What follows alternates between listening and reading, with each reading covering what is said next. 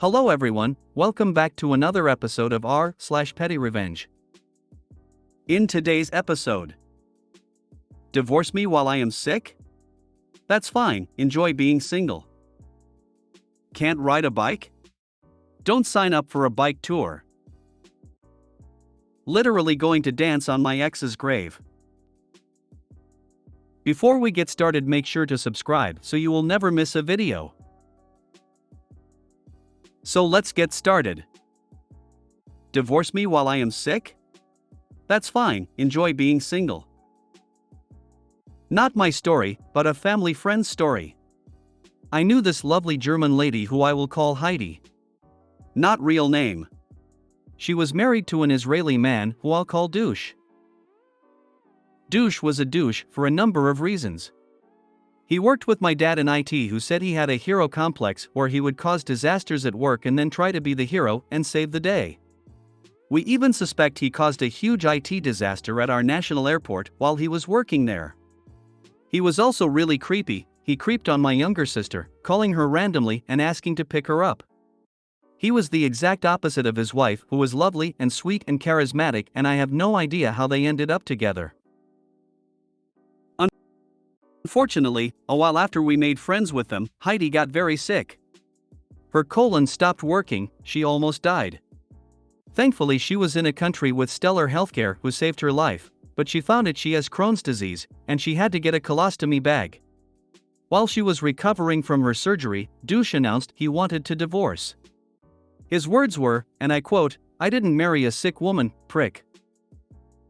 He left her high and dry, and very soon was seeing someone else. He lost all the friends he had made in our country with his awful behavior. My family told him he was no longer welcome near us as we were there for Heidi. He finally fecked off back to Israel. Apparently he had got into quite a bit of debt while in my country, and skipped off to avoid paying. Good riddance, we all said. Heidi found her feet eventually. She took up photography, and went to university to study it. She did very well for herself, and lived a happy life free from Douche. After about a year, Douche contacted Heidi and she told us all about it. Apparently he was trying to sweet talk her into going over to Israel to go through with the divorce proceedings. According to Heidi, your marital status is on your identity card in Israel, and it's one of the first things a girl asks to see when you go on a date. When the girls saw he was married on his card, they'd never go for a second date. So every time he'd call her asking when she was coming over, she'd put a huge shit-eating grin on and reply, "Oh, I don't know, I'm not really in a position to fly with my condition and all. Maybe when I get better." She knew full well he won't set foot back here because his creditors were still looking for their money back. She would just relish in the knowledge that he was getting rejected by all those women he was pursuing in Israel while she chilled with us having a great time. Heidi is doing much better now. She went back to Germany, though still visits my family and her friends from time to time. She's still her awesome self. I don't know what Douche is up to now, but I suspect after all these years he is still a douche. This is beautiful. Typically in Israel, due to really messed up marriage laws, the husband can refuse divorce and it becomes a whole thing where the wife is stuck in this situation where she can't remarry or even really date. It's kind of poetic that it's going the other way this time. Side note, if she wants to be even more petty, it would be a terrible shame if she told the creditors about where he lives now. Even more shameful if they file a lawsuit in Israel where the debt gets pulled immediately from his bank account. This is deliciously perfect, actually. Okay, so I'm not married, but isn't through sickness and health typically part of the vows? If she's sick for more than 15 minutes, you're legally allowed to leave. Once a year, she should ask him to send her money for a plane ticket, then have a medical emergency that prevents her from going. Although the idea is delightfully full of revenge, I'd be scared that he would record or keep records of the arrangement/agreement and it could backfire badly on her. TIL, Israeli women ask for your ID when you go on a date. That's not something that happens often, or at all in my experience. I have no idea why they kept asking for this guy's ID, but it's not in any way a common thing. Petty? No, this is just straight cold, and he deserves every bit of it. Can't ride a bike? Don't sign up for a bike tour.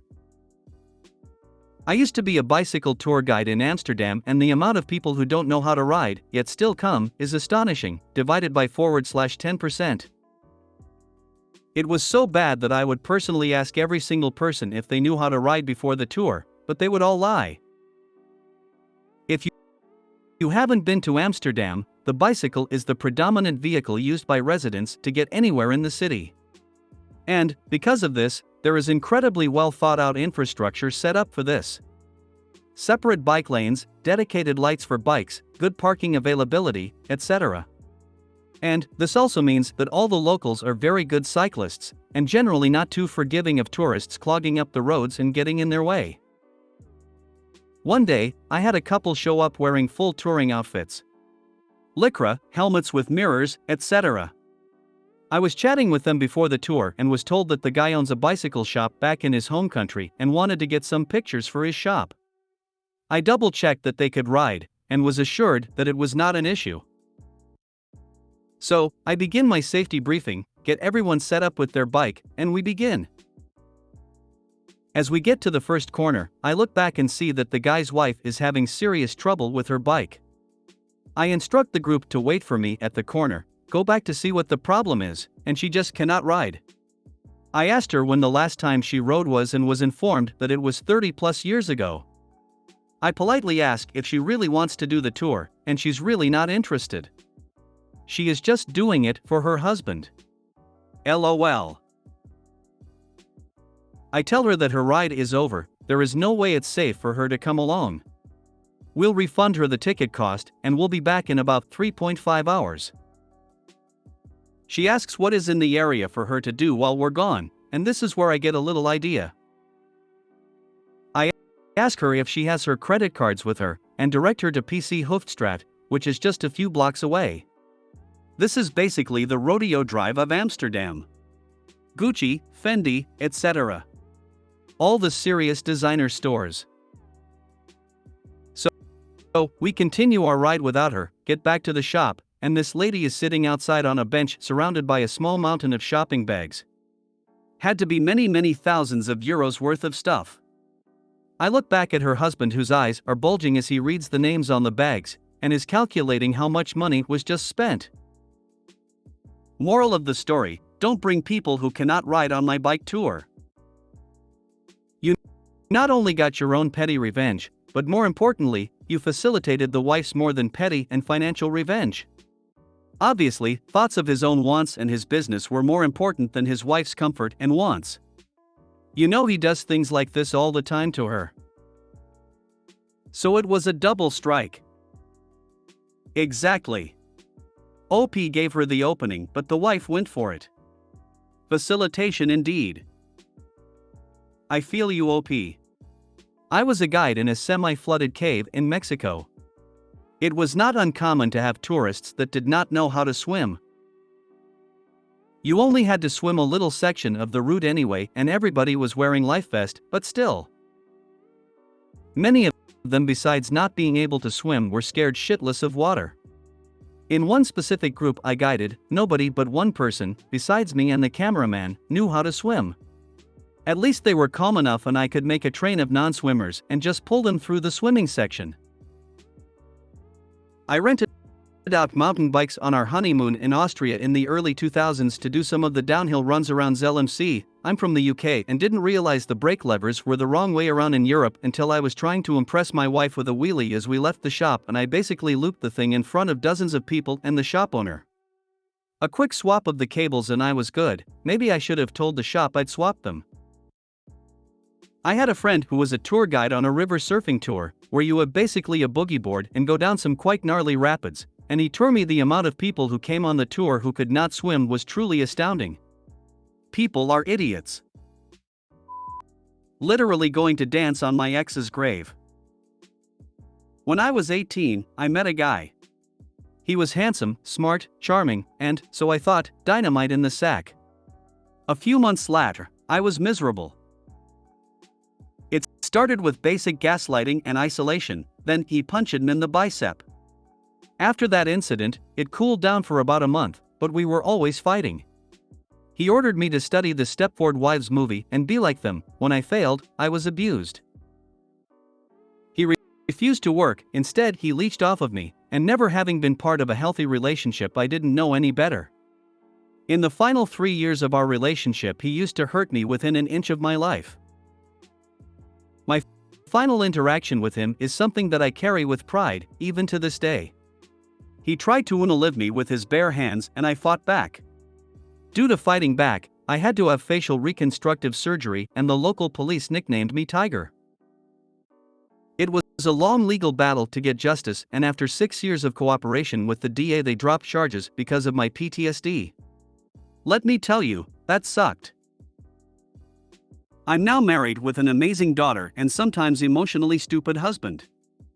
I learned 2 years ago that he, my ex, unalived himself while in police custody after being arrested yet again for domestic violence. My husband and I are making a trip back to the area this winter and my husband knows where the ex's grave is located. Guess who just promised me a full dance on that grave? My hubs might not be perfect in wanting a magazine cover model, see my previous post in that, but you can't buy the kind of closure he's offering. Definitely love that man. Sorry if any of this is confusing, it's late and my daughter is driving me batcrap crazy during her bedtime routine. Still, I feel like this is amazingly petty. ETA, I'm loving the comments and suggestions to Amber Heard the sh #T out of the grave. Thank you everyone. Pour a bottle of whiskey on his grave after it goes through your kidneys. The truly romantic thing for your hubby to do would be to eat asparagus for a week before then have a slash on the concrete. I was thinking similar for both of you, but the addition of asparagus takes it up to a new level. Why not have a bad curry the night before and leave a steaming turd as well? That sounds beautiful and romantic. I am imagining the two of you slow dancing on the grave while dressed in a flowing white dress under the moonlight. A monument to everything you overcame with that awful man and a monument to everything you appreciate and love about your husband. Dump cat piss on the headstone so nobody goes near his gravesite.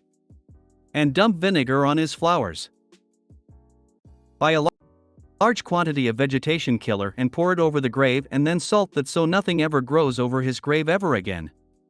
Then take a stake and bury it deep where you would imagine his heart to be, like he is a vampire. Just leave some of the stake sticking up, with a note saying "Do not remove" in bright red. Make sure the note is laminated so it will remain good for a long time. If you made it to the end of the video, thanks for watching. Don't forget to like, subscribe and share, and we will see you in the next video.